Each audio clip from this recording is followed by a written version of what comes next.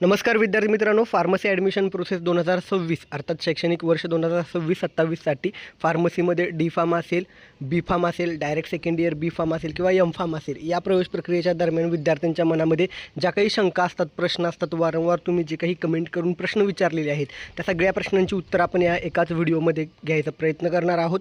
तर लक्षात ठेवा, already diploma in pharmacy D pharm जो 2 वर्षाचा कोर्स आहे त्याचं रजिस्ट्रेशन ॲडमिशन प्रोसेस ही सुरू झालेली आहे. DTEच्या वेबसाईटवरती ती ॲडमिशन प्रोसेस होते. डायरेक्ट सेकंड इयर बी फार्म ज्यांचं डी फार्म पूर्ण झालं आहे, त्यानंतर थेट द्वितीय वर्ष बी फार्म, डायरेक्ट सेकंड इयर बी फार्म, ज्याला लॅटरल एंट्री बी फार्म DSP असं बोलतात, त्याची देखील रजिस्ट्रेशन प्रवेश प्रक्रिया सुरू झालेली आहे. अर्थात फर्स्ट इयर बी फार्म ज्याची तुम्ही वारंवार आतुरतेनं वाट पाहत आहात, फर्स्ट इयर बी फार्म आणि या ठिकाणी एम फार्मची ॲडमिशन प्रोसेस अजून सुरू झालेली नाही आहे. अर्थात बी फार्मची ॲडमिशन प्रोसेस अजून का सुरू झालेली नाही, तर या ठिकाणी नीटचा रिझल्ट आणि तो जो गोंधळ आहे, कारण बी फार्मच्या काही जागा या ऑल इंडिया कोट्यातून नीटच्या मार्क्सच्या माध्यमातून राखीव असतात. नीटच्या रिझल्टमुळं त्या प्रोसेसला वेळ लागेल आणि काही कॉलेजेसच्या ॲप्रुव्हलची प्रोसेस असेल, PCIकडून या ठिकाणी कॉलेजला मान्यता मिळते, या सगळ्या प्रोसेसमुळं बी फार्म फर्स्ट इयर बी फार्मच्या ॲडमिशन प्रोसेसला वेळ लागत आहे. एम फार्मच्या प्रोसेसला का वेळ लागतो आहे, कारण बऱ्याच विद्यापीठांचे फायनल इयर बी फार्मचे रिझल्ट लागणं बाकी आहे, त्यामुळं या ठिकाणी थोडासा विलंब होत आहे. ठीक आहे. अर्थात आता इथून पुढं बघूया आपण तुमच्या मनात असणारी जे काही शंका आहेत ते, जे काही 12वी नंतर 12th सायन्सनंतर जे विद्यार्थी बी फार्मला ॲडमिशन घेतात, मग त्या ठिकाणी फर्स्ट इयर बी फार्मला तुम्ही ॲडमिशन घ्या किंवा diploma in pharmacy D फार्मला admission घ्या, या ठिकाणी तुमचा कोणताही ग्रुप असो, अर्थात तुमचा PCB ग्रुप असो, PCM ग्रुप असो, तरी या ठिकाणी तुम्ही फार्मसीला ॲडमिशन घेऊ शकता. बऱ्याच जणांमध्ये एक मिसअंडरस्टँडिंग असतं की बायोलॉजीच फक्त विषय हवा, मॅथ्स असेल तर फार्मसीला ॲडमिशन मिळत नाही. ही खूप चुकीचा गैरसमज आहे. मॅथ्स विषय असेल तरी देखील तुम्ही फार्मसीला ॲडमिशन घेऊ शकता, कारण टेक्निकल आणि लाईफ सायन्स या दोन्हीमध्ये कन्सिडर होत असल्यामुळं फार्मसीला तुम्हाला तुमचा मॅथ्स सब्जेक्ट असेल तरी देखील ॲडमिशन हे मिळतं. आता डी फार्म आणि बी फार्ममध्ये काय फरक आहे, तर लक्षात ठेवा, डी फार्म हा 2 वर्षाचा केवळ डिप्लोमा लेवलचा कोर्स आहे. त्याच्या ॲडमिशनसाठी कुठल्याही पद्धतीनं तुम्हाला CET किंवा नीटची आवश्यकता नाही. केवळ तुमच्या 12वीचे ग्रुपचे मार्क्स, PCB असेल, PCM असेल, त्याच्या मार्क्सवरून ॲडमिशन होतं. दोन्ही ग्रुप असतील तर ज्या ग्रुपला जास्त मार्क्स आहेत ते मार्क्स तुमचे कन्सिडर केले जातात. अर्थात बी फार्म काय आहे, बी फार्म ही बॅचलर ऑफ फार्मसी डिग्री आहे. जसं कुठलंही ग्रॅज्युएशन असतं त्या पद्धतीनं बी फार्म ही एक डिग्री आहे, अंडर ग्रॅज्युएट कोर्स आहे. त्यासाठी मात्र त्याच्या प्रवेशासाठी तुम्हाला CET किंवा नीट दिलेली असणं गरजेचं आहे.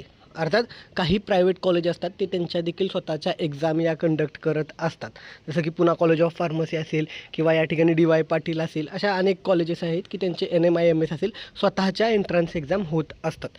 अर्थात अजून एक प्रश्न, TFWS काय असतं? TFWS म्हणजे ट्युशन फी वेवर स्कीम, म्हणजे ज्यामध्ये तुमची जी ट्युशन फी, कुठल्याही कॉलेजची फी जर समजा 1 लाख असेल तर त्यामध्ये बऱ्यापैकी 70 ते 80 हजार ही ट्युशन फी असते.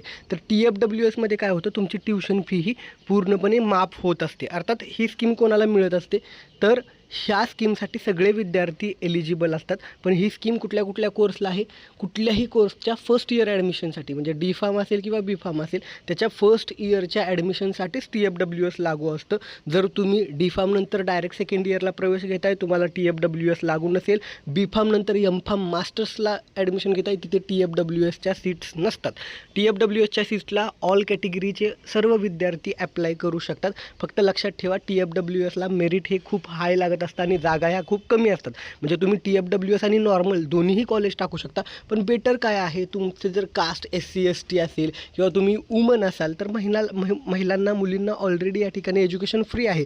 जी स्कीम, ज्या फॅसिलिटी TFWSमध्ये मिळतात त्याच ऑलरेडी तुम्हाला तुमच्या कॅटेगरीमध्ये किंवा तुमच्या याच्यामध्ये मिळत असतील, तर तिथं मग तुमचं पुढं जास्त मेरिटच्या त्या गर्दीमध्ये कशाला जात आहे, जिथे कमी जागा आहेत आणि जास्त गर्दी, जास्त मेरिट लागते. त्याऐवजी तुम्ही तुमच्या कॅटेगरीमधून बेनिट घ्या.